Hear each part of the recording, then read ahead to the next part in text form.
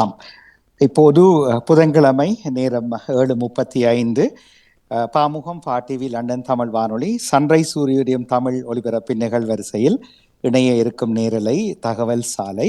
இன்றும் சிறப்புடன் தொகுப்புடன் திரு யோகரட்னம் அவர்கள். உற்சாக வணக்கம். உற்சாகமான வணக்கம்.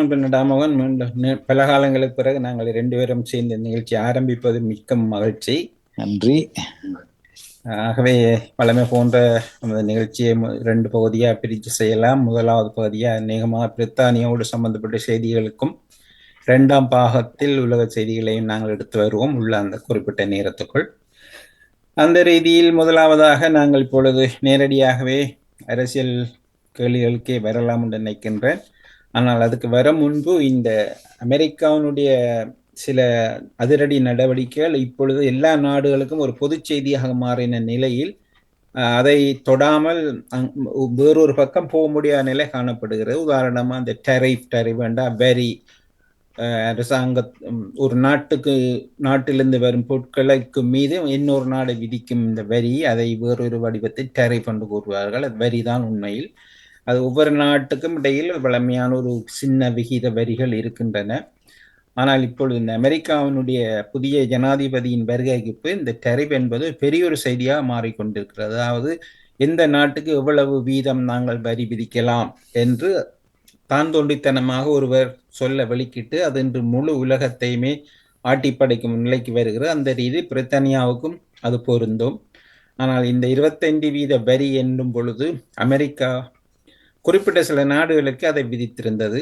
ஒன்று சைனா, மற்றது கனடா, மற்றது மெக்சிகோ. ஆனால் இப்பொழுது அதனை விரிவாக்கம் செய்து ஐரோப்பிய ஒன்றியத்துக்கும் அதை கொண்டு வருவதாக இருக்கிற இந்த நேரத்தில் பெரிய கேள்வி எழுதுகிற அப்படி என்ன பிரித்தானியாவுக்கு என்ன நடக்கும் என்ற கேள்வி ஆரம்பத்திலே இருந்து வந்தது. இவர்களுக்கும் அது தெரியும். ஆகவே டொனால்ட் ட்ரம்பை அங்கே சென்று சந்தித்த போது கூட ஒரு நாசுக்காக ஒரு நகைச்சுவையோடு திரும்பினார். அது இந்த கருத்து என்னென்றால், நீங்கள் எங்களுக்கெல்லாம் அந்த மாதிரி வரி விதிக்க மாட்டீர்கள் என்ற மாதிரி மறைமுகமாக தெரிவித்துட்டு வந்தார். அதற்கும் டொனால்ட் ட்ரம்ப் பார்ப்போம், ஐரோப்பிய ஒன்றியம் மீது அவருக்கு உண்மையில் ஒரு காய்ச்சல் இருக்கிறபடியினால் சில பிரித்தானியாவுக்கு ஒரு சலுகை செய்வது போல காட்டிக்கொண்டார். எமது பிரதமர் ஸ்டாமரும் அதை நம்பி வந்திருந்தார். ஆனால் இப்பொழுது திடீரென்று அவர் பிரித்தானியாவுக்கும் 25% என்று வரி விதிக்கிறார். இந்த வரி என்னத்துக்கு விதிக்கிறார்னா முக்கியமான சில விடயங்கள். ஒன்று ஸ்டீல், உருக்கு, மற்றது அலுமினியம். இந்த 2 பொருட்களுக்கும் கடுமையான வரியை விதிக்கும் பொழுது அது எங்கே பாதிக்கிறார் என்றால், இங்கே உருக்கு இல்லாமல் எந்த ஒரு ஆலையும் இயங்குவதில்லை, எந்த ஒரு பொருளும் செய்வதில்லை. அதே போல அலுமினியம் இல்லாமல், உதாரணமாக ஒரு விமானம் என்றாலும் அலுமினியம் தேவை, ஒரு கடல் கப்பல் என்றாலும் அலுமினியம் தேவை, அதுக்கு உருக்கும் தேவை. அப்ப இப்படியான பெருமளவிலான இந்த பொருட்களில் தேவையான மூலப்பொருட்கள் பொதுவாக வெளிநாடுகளில்தான் அமெரிக்கா பெற வேண்டிய ஒரு தேவை இருக்கிறது. அது வெளிநாடுகளிலிருந்து அவை வருவதை அவர்கள் கடுமையான வரி விகித்தால் அவர்கள் அங்கே வரமாட்டார்கள். ஆகவே உள்ளூரிலே மட்டும் அதை வாங்கி செய்யலாம் என்பது அவருடைய நோக்கம். ஆனால் இங்கே எமது நாட்டை பொறுத்தவரையில் உலகத்தினுடைய வர்த்தகத்தோடு ஒப்பிடும் பொழுது இந்த உருக்கு அல்லது அலுமினியம் மட்டில் பிரித்தானியாவுக்கு ஒரு சிறிய பங்கு தான், ஒரு 0.2% தான் இருக்கிறது. ஆகவே அவர்கள் பெரிதாக அதை அலட்டி கொண்டதாக காணவில்லை. ஆனால் இன்று ஒரு முக்கியமான கேள்வி அவருக்கு பிரதமருக்கு, நீங்கள் என்ன செய்ய போகிறீர்கள், என்ன செய்ய இருக்கிறீர்கள் என்ற அவர் நேரடியாக அமெரிக்காவை பகைக்க முடியாது, பகைக்க விரும்பவும் இல்லை. இந்த நேரத்தில் பகைப்பதும் புத்திசாலித்தனம் அல்ல. ஏனென்றால் இந்த யுக்ரைன் போரை பொறுத்தவரையில் சில தலைவர்கள் சென்று முதலாக டொனால்ட் ட்ரம்பை சந்தித்து அதை வேறொரு வழிக்கு இந்த திசை திருப்பியது முக்கியம். முதலாவதாக பிரெஞ்சு அதிபர் மேக்ரோன், 2வது பிரதமர் எங்களுடைய ஸ்டாமர். ஆகவே அவர்கள் அந்த நல்ல உறவை பேணிக்கொண்டு நல்ல விடயங்களை செய்யலாம் என்று நம்புகிறார்கள். ஆனால் டொனால்ட் ட்ரம்ப் என்பவர் எந்த நேரத்தில் எது கூறுவார் என்று சொல்ல முடியாது. நேற்று கூறியதை இன்று மாற்றுவார், என்று கூறுவதை நாளை மாற்றுவார்.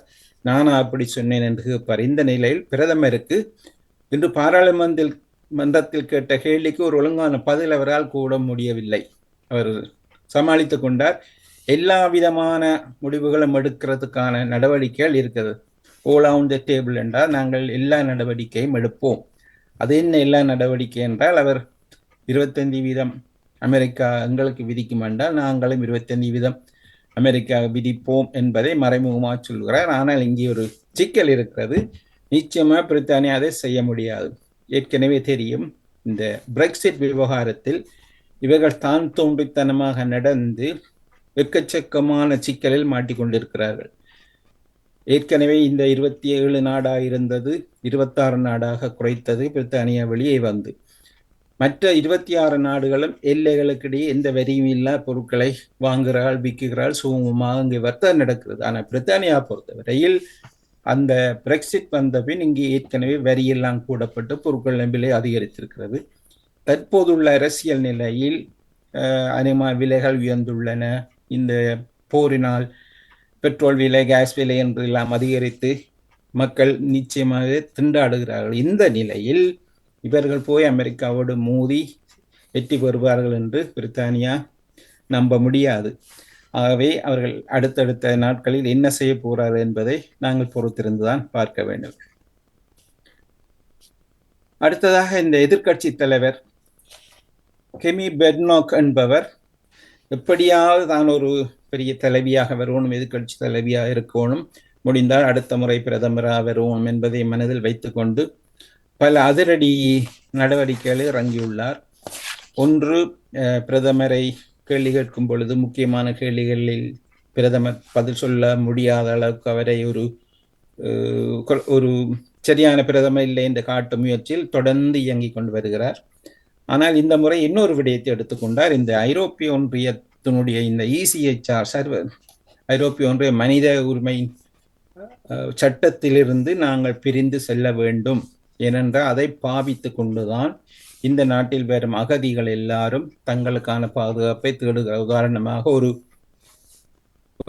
வெளிநாடுகளிலிருந்து வந்த ஒரு அகதியை நாட்டை விட்டு வெளியேற்றவனுமாயிருந்தால் அவர்கள் இறுதி நேரத்தில் இந்த மனித உரிமைகள் சட்டத்தை பயன்படுத்தி அதிலிருந்து தங்களுடைய நாடு கடத்தும் முறையையோ பலத்திற்கு தப்பிக்கொள்கிறார்கள்.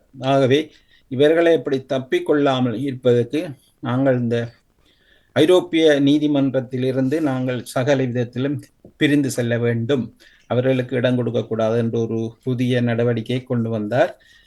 இது முன்னே அரசாங்கம் டோரி கவர்மெண்ட் இருக்கும் பொழுது இதை வேறு வடிவத்தில் செய்தார். உதாரணமாக, இங்கே வந்த அகதிகளை ருவாண்டாவுக்கு அனுப்ப வேண்டும் என்று கூறி மிகப்பெரிய அட்டகாசமான நடவடிக்கைகளை எடுத்து முன்னாள் உள்நாட்டு அமைச்சராக இருந்த பெண்மணி தனக்கு தன்னுடைய கனவே முதல் பிளேன் இங்கே பிரித்தானியாவிலிருந்து அகதிகளை ஏற்றிக்கொண்டு ருவாண்டாவுக்கு போகணும் என்று கூறியவர். இந்த நிலையில் இப்பொழுது இரண்டாவதாக வந்த பெண்மணியும் இதை கூறி வலதுசாரிகள் அல்லது டோரி பார்ட்டியினுடைய ஆதரவை, பொதுமக்களுடைய ஆதரவை பெறுவதற்காக அதை கூறுகின்றார். பிரதமர் கூறினார், நடைமுறை சாத்தியமில்லாத விடயங்களை கதைக்க வேண்டாம் என்றும், கடந்த 14 வருடங்களில் நீங்கள் செய்ய முடியாததை இப்போ கூறும் போது அதை எங்களுக்கு பாடமாக நாங்கள் எடுத்துக்கொள்ள மாட்டோம் என்று அவர் மிக காட்டசாட்டமாக சொல்லி இருந்தார். அடுத்த முக்கியமான நேற்றைய செய்தி ஒன்று, அது நேற்றைய செய்தி வெளியில் வந்தாலும் முன்பிருந்த ஒன்றுதான், இந்த பெண்கள் மீது பிரயாணங்கள், அதாவது வாகனங்களில் நாங்கள் ட்ரெயின், கார் அல்ல ட்ரெயின் அல்லது பாதாள ரயில் போன்ற பிரயாணம் பண்ணும் பொழுது பெண்களை ஒரு பாலியல் நோக்கோடு பார்த்து அவர்களை புகைப்படம் எடுப்பது அல்லது வீடியோ எடுப்பது என்ற நிகழ்ச்சி voyeurism என்று ஆங்கிலத்தை கூறுவோம். ஆனால் அந்த நிலைமை கடந்த 4 வருடமாக பிரித்தானியாவில் அதிகரித்து கொண்டு செல்வது கண்டுபிடிக்கப்பட்டுள்ளது. ஒரு வருடத்தில் 20 என்று 30 என்று 60 என்று கூறி கடந்த 4 வருடங்களில் மிகப்பெரிய தொகை இது கூடிக்கொண்டே செல்கின்றது. அவை இதனை தடுப்பதற்கு என்ன செய்யலாம் என்ற, ஏற்கனவே 2019ஆம் ஆண்டு ஒரு சட்டம் கொண்டு வரப்பட்டது. அதை நான் தமிழ் கூறுவதாக இருந்தால் பாவாடை படைப்பிடிப்பு என்று சொல்லலாம். அதாவது ஒரு பெண்கள் ஒரு படியேறி போகும் பொழுது பாவாடைகள் அல்லது அவர்களுடைய கால்கள் பகுதியை படம் எடுப்பது, அல்லது ஒரு சீட்டில் அமர்ந்து இருக்கும் பொழுது ஒருவர் நின்ற நிலையை தன்னுடைய கேமரா வச்சு அவருடைய அங்கங்களை படம் எடுப்பது, இப்படியான சேட்டைகள் பல நடந்து கொண்டுதான் இருக்கின்றன. இப்பொழுது இந்த விடயம் பெரிய விடயமாக பேசப்பட்டதனால் அநேகமாக பிரயாணம் செய்யும் இடங்களில், ஒரு ரயிலிலோ அல்லது ரயில் நிலையங்களிலோ, அதாவது யூனிஃபார்ம் இல்லாத போலீசார் பலர் நியமிக்கப்பட்டுள்ளார்கள். அவர்கள் இப்படியானவர்களை கண்காணிப்பார்கள். இப்படி கண்காணித்தால் இது ஒரு பெரிய கிரிமினல் குற்றமாக கருதப்பட்டது, இனி முக்கியமாக கருதப்படும். அதுவும் லண்டனை பொறுத்தவரையில் இங்கேதான் பிரயாணங்கள் அதிகமானது. பல்லாயிரக்கணக்கான மக்கள் ஒரே நாளில் பிரயாணம் செய்யும் பொழுது வாகனங்களுக்கு நெரிசல் இருக்கு. இந்த நெரிசல்களை பயன்படுத்தி அங்கே நடக்கும் குளறுபடிகளை பயன்படுத்தி பலர் இதில் ஈடுபடுவது இப்பொழுது கண்டுபிடிக்கப்பட்டுள்ளது. இந்த விடயத்தில் பலர் மிக கவனமாக இருக்கணும். விளையாட்டாக கூட உங்களுடைய கைத்தொலைபேசி, இந்த முக்கியமாக நான் கூறுவது என்னவென்றால், இப்பொழுது கைத்தொலைபேசி எங்களிடம் உள்ளது, எங்கும் சென்றும் எங்கும் படம் எடுக்கலாம் என்ற நிலை இருந்தாலும் இந்த விவகாரத்தை கவனமாக இருக்கணும். நீங்கள் எடுக்கும் படம் யாரை எடுக்கிறீர்கள், எந்த இடத்தில் எடுக்கிறீர்கள் என்பதை யோசித்து 2 முறைக்கு ஒரு முறை யோசித்துட்டு எடுங்கள். ஏனென்றால் வேறொரு பொருளை படம் எடுக்கும் பொழுது குறுக்கே ஒரு பெண் சென்றால் அவர் உங்களோட கேட்பார், என்னையும் படம் எடுத்த நீ இந்த படத்தை காட்டு அழி என்று சொன்னால் நீங்கள் மறக்க முடியாது. இப்படியான ஒரு சிக்கல் வரும். ஆகவே பொது இடங்களில் இந்த கேமராவை வைத்து படம் எடுப்பவர்கள் மிகவும் கவனமாக இருக்க வேண்டும். அடுத்தது இந்த வெல்ஃபேர் கட், அரசாங்கத்தினால் கொடுக்கப்படும் உதவி பணம் பெரும்பாலும் பலருக்கு குறைக்கப்பட உள்ளது. அநேகமாக ஏப்ரல் மாதத்திலிருந்து அரச கொடுப்பனவுகள் பல வெட்டுக்குள்ளாக உள்ளன. 2 காரணம். ஒன்று, பலர் வேலை செய்ய முடியாது, எங்களால் வருத்தம் அல்லது ஊனமுற்ற நாங்கள் எங்களால் குனிய முடியாது, நிமிர முடியாது, வேலை செய்ய முடியாது என்று கூறிக்கொண்டு இந்த அரசாங்க உதவி பணத்தை பெற்றுக் கொண்டிருப்பவருடைய தொகை மிக பெரிய அளவாக அதிகரித்து கொண்டு போவதால் அதனால் அவர்களுக்கு கொடுக்கப்படும் தொகை மில்லியன் கணக்காக போவதால் இதை நிறுத்த வேண்டுமாயிருந்தால் இப்படியான உதவி பணம் கூறுவர்களை கட்டுப்படுத்தணும் என்றால் அவர்களை அழைத்து அவர்களுக்கு வேலைக்கு போக பண்ணுவது. அப்ப நிச்சயமாக ஒரு கட்டாயம் அவர்களை கொடுப்பவர்களை நிப்பாட்டினால் கட்டாயம் வேலைக்கு போவார்கள் என்ற ஒரு முறை இப்பொழுது மிக விரைவில் அழுத்தம் திருத்தமாக கொண்டு வரப்பட இருக்கிறது. இதுல 2வது விடயம் ஒன்று மறைமுகமான ஒரு விடயம் இருக்கிறது. இந்த யுக்ரைன் யுத்தத்துக்கு தேவையான செலவுகளை இந்த நாடு பெருமளவு கொடுத்து கொண்டிருக்கிறது. இந்த செலவுகள் இந்த மீளுவதாக இருந்தால் இங்கேயும் ஒரு இடத்தில் இருந்து பணத்தை கண்டுபிடிக்கணும். அவர்களுக்கு இலகுவான வழி இந்த இலவசமாக கொடுக்கும் இந்த காசுகளை நிறுத்தி அதனை நேரடியாக கூறாவிட்டாலும் இந்த யுக்ரைன் போன்ற போர் ஆயுதங்களுக்கு, போர் நாடுகளுக்கு இதை பயன்படுத்துகின்றார்கள் என்பதும் இந்த நேரத்தில் குறிப்பிடத்தக்கது. ஆனால் இந்த கொடுப்பனவை நிறுத்துவது அரசாங்கத்துக்குள் பெரிய சிக்கலை உருவாக்கியுள்ளது. என்னவென்றால் பல பாராளுமன்ற உறுப்பினர்கள் இதை எதிர்க்கிறார்கள். என்றால் மக்கள் ஏற்கனவே கஷ்டப்படுகிறார்கள். மற்றது 14 வருடம் டோரி கவர்மெண்டுடைய ஆட்சியில் தொடர்ந்து கஷ்டப்பட்டவர்கள் தொழிற்கட்சி வந்தால் தங்களுக்கு ஒரு ஆதரவு கிடைக்கும், ஒரு ரிலீஃப் கிடைக்கும் என்று இருந்தார்கள். ஆனால் இவர்களே இப்படி செய்தால் மக்கள் தங்களை அவமதித்து, அதாவது அடுத்த பொது தேர்தலில் தங்களை பழி வாங்குவார்கள் என்ற அச்சம் கூட பல புதிய பாராளுமன்ற உறுப்பினர்களுக்கு வந்ததினால் சிலர் பகிரங்கமாகவே இதை எதிர்க்கிறார்கள். இது எந்த அளவுக்கு அவருடைய எதிர்ப்பு எடுபடும் என்பது சில நாட்களில் தெரிய வரும் என்பது முக்கியமானது. இன்னும் ஒரு விவகாரம், இந்த புதிய அரசாங்கம் வந்த பின் முதல் தடவையாக ஒரு இடைத்தேர்தலை எதிர்பார்க்க போகிறார்கள். இந்த இடைத்தேர்தல் எதற்கென்றால், அண்மையில் ஒரு பாராளுமன்ற உறுப்பினர் வீதியில் செல்லும் போது ஒருவர் ஏதோ கருத்தை கூறிய பொழுது அதனை அவர்கள் தாங்க முடியாமல் அந்த எதிரே வந்தவரை கையால் அடித்து தாக்கியிருந்தார். இந்த தாக்குதல் படம் எடுக்கப்பட்டு முழு பத்திரிகைகளில் வெளியே வந்தது. ஆகவே அந்த கட்சி, அதாவது தொழிற்கட்சி, அவரை கட்சியிலிருந்து நீக்கிவிட்டது. சில சந்தர்ப்பங்கள் தற்காலிகமாக இடைநிறுத்துவார்கள். ஆனால் இந்த விவகாரத்தை அவர் மீது குற்றம் சாட்டப்பட்டு கன்விக்டட், அதாவது குற்றவாளி என்று காட்டப்பட்ட நிலையில் அவர் இப்பொழுது மீண்டும் அந்த பதவியை, பாராளுமன்ற உறுப்பினர் பதவியை வகுக்க முடியாது. அவருடைய பெயர் மைக் ஆம்ஸ்பெரி என்பவர். ஆகவே அவருக்கான அந்த தொகுதிக்கான ரங்கோன் ஹெச்பி என்ற தொகுதிக்கான இடைத்தேர்தல் மிக விரைவில் நடைபெற உள்ளது. இங்கே ஒரு புதிய சிக்கல் ஒன்று உருவாக இருக்கிறது. ஒன்று, இந்த தொகுதியில் கடந்த முறை இவர் 22,000க்கும் அதிகமான வாக்களை பெற்று முன்னிலையில் நின்றார். ஆனால் 2வது இடத்துக்கு வந்தது ரிஃபார்ம் யூகே என்ற கட்சி, தீவிர வலதுசாரி கட்சியான ரிஃபார்ம் யூகே 2வது இடத்துக்கு வந்தது ஏறக்குறைய 7,600 வகையான வாக்களை பெற்று.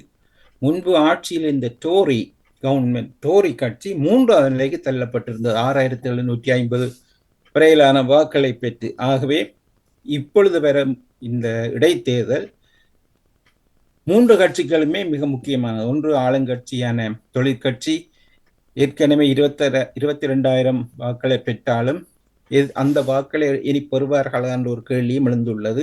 ஏனென்றால் அங்கே ரிஃபார்ம் யூகே என்ற கட்சி அரசாங்கத்தினுடைய குற்றங்களை, குறைகளை, வெளிநாட்டவர்களை, அரசியல் தஞ்சங்கள் போன்ற விவகாரங்களை கூறி மக்களுடைய மனதை மாற்றி கூடுதலான வெற்றியை பெறலாம் என்றும், சில சந்தர்ப்பங்களில் முதல் 7,000 வாக்களை பெற்றவர்கள் 10-15,000 வாக்களை கூடி பெற முடியும் என்ற ஒரு நம்பிக்கையில் இருக்கும் பொழுது 22,000க்கு அதிகமான வாக்களை பெற்றவர்கள் 15க்கு இறங்குபவர்களாக இருந்தால் ரிஃபார்ம் யூகே என்ற கட்சிக்கு இது மிகப்பெரிய வெற்றி. அதே நேரம் மூன்றாவது நிலையில் இப்பொழுது உள்ள டோரி கன்சர்வேட்டிவ் கட்சி என்ன செய்ய போகிறது என்ற ஒரு கேள்வி என்று எழுதுள்ளது. தொடர்ந்து மூன்றாம் நிலையில் நிற்க போகிறார்களா? இவர்கள் முதலாவது நிலைக்கு வருவது என்பது நடக்க முடியாத காரியம். ஆனால் 2வது நிலைக்கு வர முடியுமா என்பதும் கேள்வி. ஆனால் இந்த ரிஃபார்ம் யூகே என்ற கட்சியை இப்படி வளரவிட்டால் எல்லா கட்சிகளையும் இல்லாமல் பண்ணிடுவான ஒரு அச்சம் இருப்பதனால் ஆளுங்கட்சியான தொழிற்கட்சியும் முன்னாள் இப்போது எதிர்கட்சியான கன்சர்வேட்டிவ் கட்சியும் கூட சேர்ந்து ஒரு கட்டத்தில் ஒரே ஒரு கேண்டிடேட், அதாவது ஒருவரைத்தான் நாங்கள் நிறுத்துகிறோம் என்று கூறும் பொழுது இந்த கன்சர்வேட்டிவ் கட்சியுடைய வாக்குகளும் சேர்ந்து ஆளும் அரசாங்கத்துக்கு வருவதனால் இந்த ரிஃபார்ம் யூகே என்ற கட்சி முன்னுக்கு வருவதை தடுக்க முடியும் என்பது இவர்களுடைய ஒரு யுக்தி. ஆகவே இனி வரப்போகும் இந்த இடைத்தேர்தலில் எப்படி இந்த நிலைமை இருக்கிறதை பொறுத்து இங்கே பிரித்தானியாவுடைய அரசியல் சமநிலை மாற இருக்கிறது. கடந்த திங்கட்கிழமை இங்கே ஹால் என்ற பகுதியில் நடந்த கடற்கரையில் நடந்த 2 கப்பல் தாக்குதல்கள், ஒன்று நிறுத்தி வைக்கப்பட்ட பெட்ரோலை ஏற்றி கொண்டு வந்து எண்ணெய் ஏற்றி வந்த ஒரு கப்பல், அது அமெரிக்க கப்பலும், இன்னொரு சரக்கு ஏற்றி வந்த இன்னொரு கப்பல், அது போர்த்துகேய கப்பல். நிறுத்தி வைக்கப்பட்ட கப்பல் மீது போர்த்துகேய கப்பல் மோதிய பொழுது 2 கப்பலும் மோதினதில் 2 கப்பலுமே வெடித்து நெருப்பா 2-3 தினங்களாக இருந்ததை நாங்கள் பார்த்துள்ளோம். இன்று ஓரளவுக்கு அந்த நெருப்பு எல்லாம் தணிந்து விட்டது. இருந்தாலும் எண்ணெய் ஏற்றி கொண்டு வந்த அந்த கொள்கலனிலிருந்து பல வெடிப்பு சத்தங்கள் கேட்டு பல எண்ணெய் பீப்பாய்கள் வெடித்து எரிந்தன. அதே போன்று சரக்குகளை ஏற்றிட்டு வந்த கொள்கலன்களை ஏற்றி வந்த அந்த கப்பலிலும் தீப்பற்றி இருந்தது. அதில் ஒருவர் காணாமலே போய்விட்டார். 36 பேர் வரை மீட்கப்பட்டுள்ளார்கள். இது ஒரு விபத்து என்று நாங்கள் எடுத்துக்கொள்ளலாம். ஆனால் இந்த விபத்துக்கு காரணமாயிருந்த அந்த போர்த்துகேய கப்பலினுடைய மாலுமி இப்பொழுது கைது செய்யப்பட்டுள்ளார். ஏனென்றால் இவ்வளவு நவீன வசதிகள் நிறைந்த இடத்தில் இப்படியான ஒரு விபத்து நடைபெறுவது என்பது ஒரு சிக்கலான விடயம். அங்கே இன்னும் இது அரசியல் ரீதியாக மாற்றப்படுமா என்று ஒரு சந்தேகம் இருந்த பொழுது அது இப்பொழுது பார்த்தால் அந்த போர்த்துகேய கப்பலை இயக்கி வந்த தலைமை மாலுமி ஒரு ரஷ்ய பிரஜை. ஆகவே இங்கு இன்னொரு சந்தேகம் வந்துள்ளது. இது வேணுமென்றே செய்யப்பட்டதா, தற்செயலாக நடந்தால் கேள்வி கூட இங்கே கூட எழ இருக்கிறது.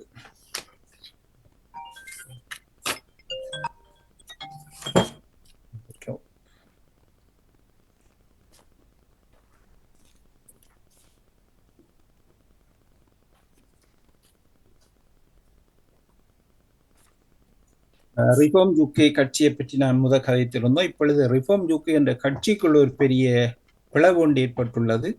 இந்த பிளவு அவர்களுடைய மேலே வருவதை சற்று தடுக்கும் என்று எதிர்பார்க்கலாம். எப்படி என்றால் அந்த கட்சிக்குள் உள்ள ஒருவர் சில விடயங்களில் கட்சியோடு முருகி இருக்கிறார். அதாவது நைஜல் ஃபராஜ் தலைவராக கொண்ட இந்த கட்சி சில வெளிநாட்டவர்களுக்கு எதிராக எடுக்கும் சில நடவடிக்கைகளை பகிரங்கமாக இல்லாவிட்டாலும் கட்சிக்குள் இருந்ததனை கண்டித்துள்ளார். கண்டித்த பொழுது அவருக்கும் ஏனைய கட்சியினருக்கும் ஒரு முருகநிலை வந்த பொழுது அது பெரிய கைகலப்பு என்ற நிலைக்கு கூட வந்தது. அதாவது அடிப்போம் முறிப்போம் என்ற கதைக்கு ஒரு நிலை வந்த பொழுது அந்த கட்சி உறுப்பினருக்கு போலீசாரிடம் சென்று வழக்கு போட்டிருக்கிறார்கள். ஆகவே இப்பொழுது அவர் அந்த கட்சியிலிருந்து நீக்கப்பட்டுள்ளார்.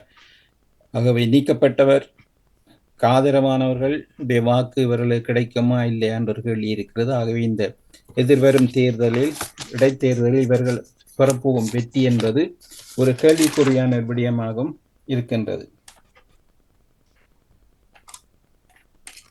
அடுத்த இன்னொரு செய்தி, இது ரெண்டு நாட்டுக்கும் பொருத்தமான செய்தியா இருக்கும் நினைக்கின்றேன். இந்த பிரிட்டிஷ் நேஷனாலிட்டி விவரமாக நாங்கள் ஆரம்பத்தில் கதைத்திருந்தோம்.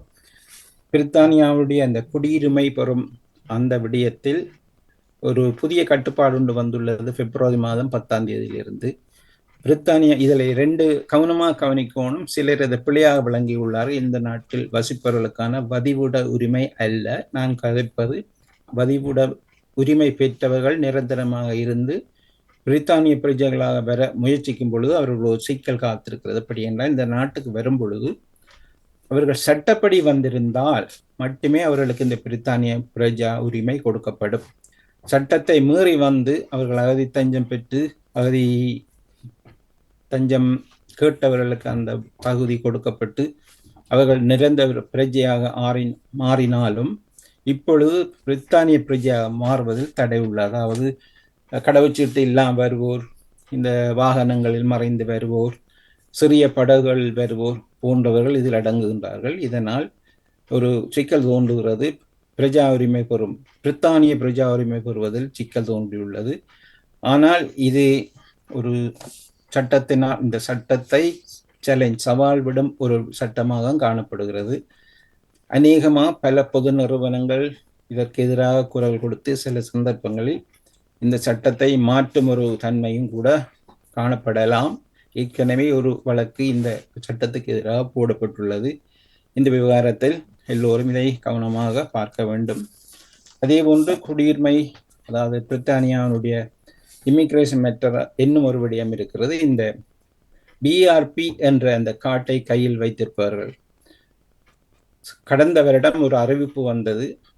கடந்த வருடம் 2024ஆம் ஆண்டு டிசம்பர் 31ஆம் தேதியோடு இந்த கார்ட், பிஆர்பி என்ற கார்ட் இல்லாமல் போகிறது என்றும், அதை புதுப்பித்து அதை இலத்திரனியல் விசாவா ஆக்கணும். அதாவது கையில் ஒரு மட்டையை கொண்டு போவதை விட ஏற்கனவே ஹோம் ஆஃபீஸினுடைய அந்த இணையதளத்தின் ஊடாக எங்களை பதிவு செய்தால் அங்கே பதிவு இருக்கும். ஆகவே அவர்கள் இந்த கையில் கொண்டு போகும் மட்டைகள் தவிர்ந்த ஒரு பாஸ்போர்ட்டை மட்டும் கொண்டு போனால் அதன் மூலமாக சகல தகவலும் பெறப்படும் என்றிருந்தது. ஆனால் இவர்கள் கொடுத்த அந்த காலக்கெடு சென்ற வருடம் டிசம்பர் 31 என்பதை மாற்றி அதை எக்ஸ்டெண்ட் பண்ணினார்கள், அதை நீடித்தார்கள். இந்த மாதம், அதாவது மார்ச் மாதம் 31ஆம் தேதி அதை மீண்டும் நீங்கள் செய்யலாம், அதற்கான அவகாசம் தந்து என்று. ஆனால் இப்பொழுது அதுவும் இன்னும் நீடிக்கப்பட்டுள்ளது. எதிர்வரும் ஜூன் 30ஆம் தேதி வரை உங்களுக்கு சந்தர்ப்பம் இருக்கிறது, நீங்கள் அந்த இ விசா என்பதை பெறலாம் என்று. காரணம் என்னவென்றால் பலருக்கு அது இன்னும் கிடைக்கவில்லை. இது ஒரு குளறுபடி நிலை ஒன்று காணப்படுகிற, அரசாங்கத்தாலும் இதை முடிக்க முடியவில்லை. இது சில சந்தர்ப்பங்களில் ஜூன் மாதம் என்றது பிறகு செப்டம்பர் 2 மாற்றுகிறார்களா இன்னும் தெரியவில்லை. ஆகவே இந்த கையில் விசா இல்லை என்று தேவையில்லாமல் நீங்கள் ஒருத்தரும் கலங்க வேண்டாம் என்பது இந்த இடத்தில் முக்கியமான விடயம்.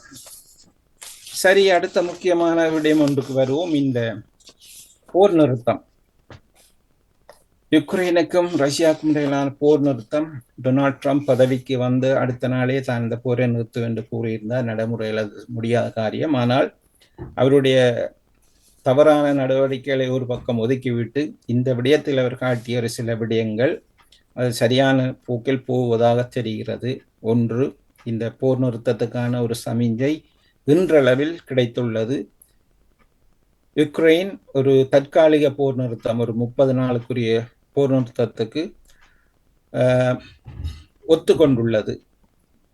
ஆனால் ரஷ்யா அதை ஒத்துக்கொள்ளும் என்று அமெரிக்க ஜனாதிபதி கூறியிருந்தார். இன்று அவர் கதைத்துக் கொண்டிருக்கும் அதே நேரமே அமெரிக்காவிலிருந்து சிலர் அடங்கிய குழு ஒன்று ரஷ்யா செல்கிறது. சென்று புட்டினோடு கதைத்து அவரையும் இந்த 30 நாள் தற்காலிக போர் நிறுத்தத்துக்கு ஒப்புக்கொள்ள வைப்பதற்கான குழு அங்கே செல்கின்றது. ஆனால் அவர்கள் ஏற்றுக்கொள்வார்களா இல்லையா என்பது பெரிய கேள்வி. ஏனென்றால் சில நிபந்தனைகள் போடும் பொழுது பிரச்சனையாக இருக்கும். ஒன்று, ஏற்கனவே போரில் பிடிக்கப்பட்ட இடங்களை ரஷ்யா விட்டு கொடுக்குமா என்பது ஒரு கேள்வி. அதே நேரம் பறிகொடுத்த இடங்களை அவர்களிடமே கொடுப்பதற்கு யுக்ரைன் விருப்பம் தெரிவிக்குமா என்பது இன்னொரு கேள்வி. இதனை விட பல்லாயிரக்கணக்கான யுக்ரைன் பிள்ளைகளை போரின் போது நாடு கடத்தி அவர்களை ரஷ்யாவுக்கு கொண்டு சென்று அவர்களை ரஷ்ய பிள்ளைகளாக மாற்றி ரஷ்ய பாஸ்போர்ட் கொடுத்திருக்கிறார்கள். ஆகவே அதில் ஒரு 20,000 குழந்தைகள் வரை ரஷ்யாவிடம் இருக்கிறார்கள். ஆகவே அவர்களை மீண்டும் பெற்றோரோட விட வேண்டும் என்று பல கோரிக்கைகள் இருக்கின்றன.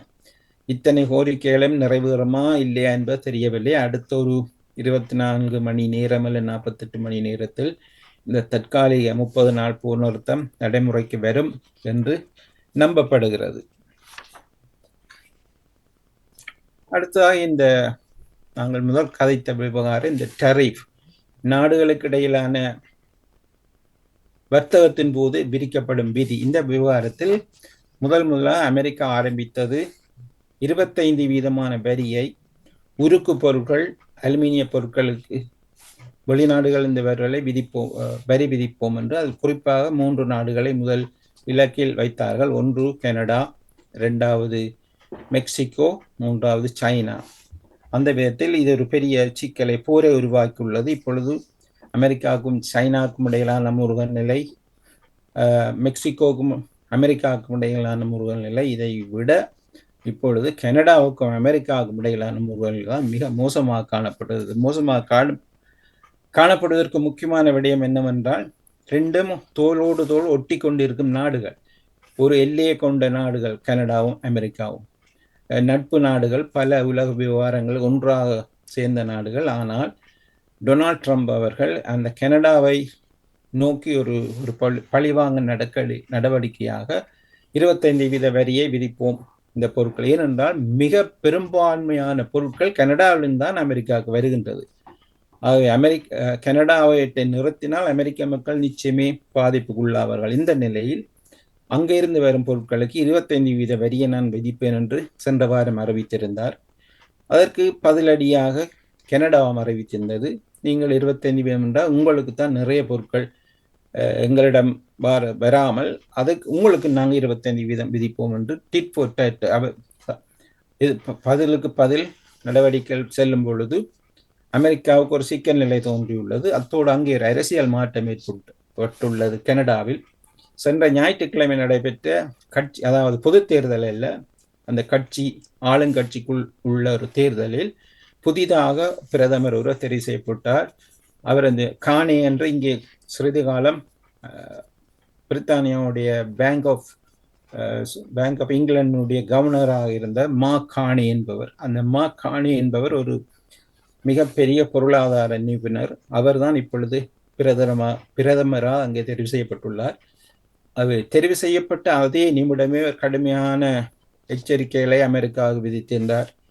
டொனால்ட் ட்ரம்ப் அவர்களை நீங்கள் எடுக்கும் முயற்சிகளுக்கு நாங்களும் சளைக்க மாட்டோம், உங்களுக்கு விட்டுத்தர மாட்டோம் என்று கூறி 2 நாட்டுக்கும் இடையிலான ஒரு சொற்போர் ஆரம்பித்துள்ளது. இப்பொழுது அது மீண்டும் அங்கே ஒரு ஸ்தம்பிதம் காணப்படுகிறது. காரணம் என்னவென்றால், திடீரென்று 50% உயர்த்த போகின்றார். 25% வரியை இப்பொழுது 50% உயர்த்துகிறோம் என்று கூறும் பொழுது அதற்கு இவர்களும் 50% உயர்த்துவோம் என்று கூறவில்லை. ஆனால் இப்படி இந்த போக்கில் போனால் யாருக்கும் லாபம் இல்லை என்று கூறிய நிலையில் இப்பொழுது ஒரு விதமான ஒரு பேச்சுவார்த்தை என்று இருக்கிறது. அதாவது நாங்கள் இருந்து இதை கதைப்போம் என்ற நிலை இருக்கிறதாகவே கனடாவுக்கும் அமெரிக்காவும் இடையிலான இந்த நிலை மாறாத பட்சத்தில் மிகப்பெரிய கஷ்டங்கள் ஏற்பட இருக்கிறது. ஒரு புறம் இது இருக்க, இந்த புதிய திட்டத்தினால் அமெரிக்கா தான் கடுமையாக பாதிக்கப்பட்டுள்ளது. கடந்த சில நாட்களாக மன்னிக்கவும், யாரும்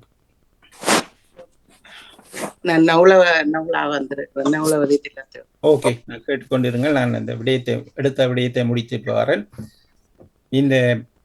இந்த புதிய நடவடிக்கை, டொனால்ட் ட்ரம்பினால் கொண்டு வரப்பட்ட புதிய நடவடிக்கைகளால் பாதிக்கப்பட்டது அமெரிக்கா தான். அமெரிக்காவுடைய மிகப்பெரிய கம்பெனிகள், கோடீஸ்வர கம்பெனிகள், உதாரணமாக Apple, Amazon, Microsoft, Google, Meta, Alpha, Nasdaq போன்ற இந்த நிறுவனங்கள் எல்லாம் படு மோசமான முறையில் அவருடைய பங்கு சந்தையில் தோல்வியை கண்டுள்ளது. அவருடைய வேல்யூ இழக்கப்பட்டுள்ளது. ஆகவே இதுவரை டெஸ்லா என்ற கார் நிறுவனத்துக்கு பொதுவான உலகத்தில் கோடீஸ்வரர் என்று கூறப்பட்ட எலோன் மாஸ்க் அவர்கள் டொனால்ட் ட்ரம்பின் பின்னால் நின்று சகல காரியங்களுக்கும் இயங்கும் பொழுது இப்பொழுது அவருடைய கார், உலக புகழ் பெற்ற காருடைய உற்பத்தி 50% விழுந்துள்ளது. அதாவது வர்த்தகம் 50% விழுந்துள்ளது. கடந்த சில தினங்களுக்குள் கூட இன்னும் 15% அதனுடைய மதிப்பு உலக சந்தையில் குறைந்துள்ளது. சில இடங்களில் இந்த கார் செல்லும் இடங்களில் கார் தாக்கப்பட்டுள்ளது. அடுத்தது அந்த கார் அங்கு நிறுத்தி வைக்கப்பட்ட ஷோரூம் என்று சொல்லுவோம், விற்பனை நிலையங்களில் எல்லாம் மக்கள் தாக்க ஆரம்பித்து உள்ளார். ஏனென்றால் இந்த தேவையில்லாமல் ஒரு பிரச்சனையை கொண்டு வந்ததுக்கு முக்கிய காரணமாக இருந்தவர் இந்த எலோன் மாஸ்க் என்பதனால் கோபமடைந்த மக்கள் அவர் மீது தாக்குதலை நடத்துகின்றார்கள். முக்கியமான பெரிய கம்பெனிகள் எல்லாம் ஜனவரி 20 ஜனாதிபதி பதவியேற்கும் பொழுது பின்புறமாக நின்று புன்முறுகள் பூத்தவர்களாக இருந்தார்கள். ஏனென்றால் அவர்களை வரவழைத்து தன்னுடைய அதிரடி நடவடிக்கைகள் அறிவித்திருந்தார். இப்பொழுது அத்தனை பேரும் முகத்தை கீழே வைத்துக் கொண்டு இருக்கிறார்கள். எதிர்த்து கதைக்க பயமாக இருக்கிறது. என்றால் எதிர்த்தால் ஒவ்வொரு கம்பெனிக்கும் நிச்சயமான வில்லங்கங்களை இவர் கொடுப்பார் என்று. அத்தோடு இப்ப கனடா என்று கூறியது என்றால் நாங்கள் ரெண்டும் பக்கத்தில் நாடுகள், ஆனால் எல்லா விதத்திலும் ஒன்றாக இயங்கிய நாடுகள். அப்படி பார்த்தால் நீங்கள் எடுக்க நடவடிக்கை என்றால் வர்த்தக ரீதியாக ஐரோப்பிய நாடுகளான பிரித்தானியா, பிரான்ஸ், அது சைனா, மற்றது ஜப்பான் போன்ற அத்தனை நாடுகளில் இருந்து பெறும் அவ்வளவுக்கு சமமான பொருட்களை நாங்கள் அமெரிக்காவோடு வர்த்தகம் செய்கின்றோம். ஆகவே எங்களும் மீது நீங்கள் மோதும் பொழுது நிறையவே இழக்கப் போறீர்கள் என்ற ஒரு எச்சரிக்கை கூட விடப்பட்டுள்ளது. அதுவும் அடுத்த சில தினங்களில் தெரிய வரும். இன்று ஐரிஷ் பிரைம் மினிஸ்டர், ஐரிஷ் பிரதமர் அமெரிக்கா சென்றுள்ளார். அவரை சந்தித்த பொழுது அவர் இப்பொழுது ஐரோப்பிய ஒன்றியத்தினுடைய தலைவராகவும் காணப்படுகிறார். 6 மாதத்துக்கு ஒரு முறை அந்த தலைமை பதவி மாற்றப்படும். இந்த முறை அவர் ஐரோப்பிய ஒன்றியத்தினுடைய தலைவர் என்ற பதவியில் அங்கே செல்லும் பொழுது அவருக்கான பேச்சுவார்த்தை நடந்தது. அங்கேயும் சில வார்த்தை பிரயோசங்கள் இருந்ததை அவதானிக்கக்கூடிய இருந்தது. இவர் அங்கே சென்ற பொழுது பத்திரிகையாளர்கள் ஓடி சென்று இந்த டெரிஃப், இந்த வர்த்தக விஷயமான வரி விதிப்புகளை பற்றி கேட்ட பொழுது டொனால்ட் ட்ரம்ப் மிக சிக்கலுக்கு உள்ளானார். எல்லோருமே தேவையில்லாமல் இந்த வரி என்று கத்திக்கொண்டு இருக்கிறீர்கள் என்ற மாதிரி ஒரு மாதிரி அவர்களை கடிந்திருந்தார். ஏனைய கேள்விகள் கேட்பதற்கு முன் வந்த பிரதமரை அழைத்து கொண்டு உள்ளே சென்றுள்ளார். இன்று அங்கு நடந்த பேச்சுவார்த்தைகளில் என்ன நடக்கிறது என்பதை இன்று இரவு அல்லது நாளை காலை அந்த செய்தி வெளியே வரலாம் என்று எதிர்பார்க்கப்படுகின்றது. அடுத்த ஒரு செய்தியாக இதோடு சம்பந்தம் இல்லாட்டிலும் ஒரு எல்லோருக்கும் தெரிந்த உலகத்தில் மிக புகழ்பெற்ற பாடகி செலின் டியோன் என்பவரை பெரும்பாலும் எல்லோருக்கும் தெரியும். 1988 இந்த யூரோவிஷன் பாட்டில் ஒரு 16 வயது சிறுமியாக இருந்து போட்டியிட்டு வெற்றி பெற்றவர். அவர் பாடிய பாடு பிரெஞ்சு பாட்டு, நே பாட்டே பாசோமோ, என்னை விட்டு நீ தனியே செல்ல வேண்டாம் என்ற ஒரு பாடல். அது உலக புகழ் பெற்ற பாடலாக மாறி இருந்தது. அப்பொழுது அவர் பெற்ற புகழின் பின் அவர் பல படங்களுக்கு பாட்டு பாடி உலக புகழ் பெற்றிருந்தார். டைட்டானிக் என்ற படத்தில் வந்த அந்த பாடல் கூட உலக புகழ் பெற்றது. ஆனால் கடந்த சில வருடங்களாக அவருக்கு ஒரு வித்தியாசமான நோய் காணப்பட்டது. அதாவது அந்த உடல் தசைகள் இறுகின நிலையில் அவரால் நடமாட முடியாமல், எழுந்து நிற்க முடியாமல், பாட முடியாத நிலை காணப்பட்ட பொழுது பல தன்னுடைய இசை நிகழ்ச்சிகளை ரத்து செய்திருந்தார். ஆகவே இவருடைய காலம் முடிந்து விட்டது என்று நம்பப்பட்ட நிலையில் கடந்த வருடம் பிரான்சில் நடைபெற்ற ஒலிம்பிக் போட்டியின் போது அவர் ஒரு பாடலை பாடியிருந்தார், அந்த ஈஃபில் டவருடைய நடுப்பகுதியிலிருந்து. அது மிக பெரிதாக பேசப்பட்டது. அந்த பாட்டு அழகாக பாடியிருந்தார். அதன் பின் அவருக்கு ஒரு நம்பிக்கை தோன்றிவிட்டது. இந்த முறை இனி நடக்கப் போகும் 2025 நடக்கப் போகும் யூரோவிஷன் பாட்டில் தான் பங்கு பெறப் போவதாக அவர் அறிவித்தது எல்லோருடைய இமைகளையும் உயர்த்தியுள்ளது. 37 வருடங்களின் பின் மீண்டும் இந்த இளைஞர்களோடு சேர்ந்து தான் பாடப்போகிறேன் என்று கூறுகிறார். அது உண்மையா பொய்யா என்னென்று தெரியவில்லை. ஆனால் நிச்சயமாக அவர் பாடுவார். அது எப்படி வெற்றி பெறுவார் என்று தெரியவில்லை. அதை பொறுத்திருந்து பார்ப்போம். நாங்கள் இந்த டெஸ்லா காரை பற்றி கதைக்கும் பொழுது அதனுடைய பெருமதி இப்பொழுது விழுந்து கொண்டு போகிறபடியினால் அந்த விழுந்தவன் மீசையில் மண்படவில்லை என்பது போல் அந்த கார் நிறுவனத்தை ஜனாதிபதி தானே அதை விலை கொடுத்து வாங்குவதாக இருக்கிறது. ஏனென்றால் தன்னால் நஷ்டம் ஏற்பட்டு விட்டது, அவர் அதை உணராமல் தானே வேண்டி நடத்துவது என்ற ஒரு கதையும் இப்பொழுது வந்துள்ளது. பத்திரிகை செய்திகளாக வந்துள்ளது. எந்த அளவுக்கு நடைமுறைக்கு வரும் என்பதை பொறுத்திருந்து பார்க்கணும். இந்த நேரத்தில் அழைப்பில் உள்ளவர்களும் உங்களுடைய கருத்துக்களை கூறினால் அவர்களோட கதைத்து கொண்டு நாங்களே நிகழ்ச்சியை முடிவு கொண்டு வரலாம். நன்றி. உங்களோட செய்தியை கேட்டுக்கொண்டிருந்தேன். நானும் பார்த்த செய்திகள் எல்லாம் நீங்கள் அழகாக கூறிக்கொண்டிருக்கிறீங்க. மற்ற இந்த இங்கிலாந்தில் மான்செஸ்டர் பகுதியில் ஒரு ஸ்டேடியம் ஒன்று கட்ட போயினோம். வெம்பிளி பார்க்கல 90,000 ஆக்கள்லாம் இருந்து பார்க்கலாம். இது 1,00,000க்கு மேல ஆக்கள் இருக்கக்கூடியதாக பெருசாக கட்டுறதுக்கு தீர்மானிச்சிருக்கணும். இதனால பலருக்கு வேலை வாய்ப்புகளும் கிடைக்கும் என்று மான்செஸ்டர் பகுதியில் இருக்கிற அந்த நிறுவனம் தான் சொல்லி இருக்கு, ஃபுட்பால் கிளப். முக்கியமாக அந்த மேயர், மான்செஸ்டருடைய மேயர் ஆண்டி பேர்னம் என்பவர், அவர் இடதுசாரி போக்கூடியவர். அவர் அந்த மான்செஸ்டருக்காக கடுமையாக உழைத்தவர். இப்பொழுது இந்த திட்டம் சரி வரும் பொழுது அவர் மிக மகிழ்ச்சி அடைகிறார். இது ஒரு மிகப்பெரிய ஒரு பிரம்மாண்டமான ஒரு உதைபந்தாட்ட மைதானம் ஒன்று அமைக்கப்பட உள்ளது. உலகத்திலே மிகப்பெரியது என்று கூறப்படும் அளவுக்கு. ஆகவே அது கூட பிரித்தானியாவுக்கு பெருமை தேடித்தரும் ஒரு நிகழ்ச்சியாக இருக்கிறது. என்ன கொஞ்சம் தூரமா தான் போவோம். இப்ப அந்த இடத்துல இருக்கு. ஆனா அந்த ஃபுட்பால் கிளப்புக்கு பெருமையா இருக்கு, மான்செஸ்டர்ல இருக்கு. நன்றி. உங்களை சேவைக்கும் பணிக்கும் வாணிக்கும் வாழ்த்துக்களை சொல்லிக்கொண்டு இரவு வணக்கத்தை விடைபெறுகிறேன்.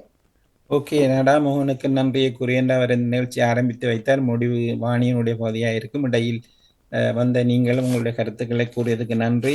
கன நேரம் நின்று அந்த நிகழ்ச்சியை செய்ய முடியாத நிலை காணப்படுகிறது. இருந்தாலும் கிடைத்த அந்த குறுகிய நேரத்தில் அகப்பட்ட செய்திகளை பகிர்ந்து கொண்டோம். அடுத்த முறையும் இதே போன்ற ஒரு சந்தர்ப்பத்தில் மீண்டும் ஒரு முறை இணைந்து எங்களோடு சந்திப்போம். நிச்சயமா. மிக்க நன்றி. வாணி அவர்கள் வெளியில், அதனால்தான் நான் வெளியிலிருந்து இயக்க வேண்டி வந்தது.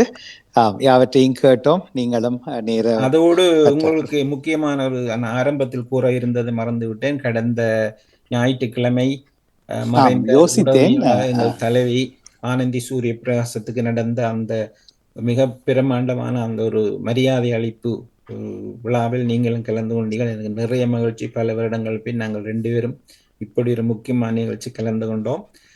அடுத்த ஞாயிற்றுக்கிழமை அவருக்கான உண்மையான இறுதி மரியாதை நடைபெற இருக்கிற என்பதை இந்த நேரத்தில் அறிவித்துக் கொள்வோம். நிச்சயமாக. ஆம். என்னால் ஞாயிற்றுக்கிழமை நான் முழு நேரமும் டிவியில். அப்ப அன்றைக்கு அதுவும் சிறப்பு குழந்தைகளுடைய நேரம் ஒரு மாதிரி ஒருவர்கிட்ட கொடுத்து சமாளிச்சுட்டு ஓடி வந்து காரில் இருந்து கொண்டே செய்துதான் வந்திருந்தேன். வரும் ஞாயிறு கொஞ்சம் சிக்கலாக இருக்கும். இருந்தாலும் மிக பெரிதாக பேசப்பட்டது. பலருக்கும் சந்தோஷம். நடாமோகன் வந்து விட்டார் என்ற பொழுதே அங்கு பலருடைய முகங்களில் நான் பதில் சொல்லியிருக்கவில்லைன்னு எனக்கு உறுதியா தெரியவில்லை. ஓமன்ட்டு பிறகு இப்ப நான் பேச சந்தர்ப்பம் கிடைக்கும் வேண்டும் யோசிக்கல. எனக்கு முன்னால் 2-3 பேர் பேச்ச பார்த்தேன். பெரிய பாரதங்கள் நடந்து கொண்டிருந்தது. அது ஒரு பக்கமா, அந்த பக்கம் தொட்டால் அது கவலை. ஏனென்றால் அவரை ஐரோப்பாவில் சென்ற நிகழ்ச்சி, அந்த உரைகள், அந்த வீடியோ ரெக்கார்டிங் மெசேஜ் எல்லாம் மிக அழகாக போய்கொண்டிருந்தது. இது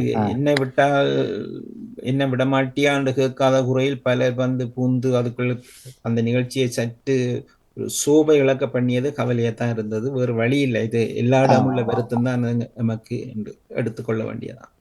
நிச்சயமா. இப்ப முதலாக அவரை ஐரோப்பாவில் நேர்காணல் செய்தது நான் தான்.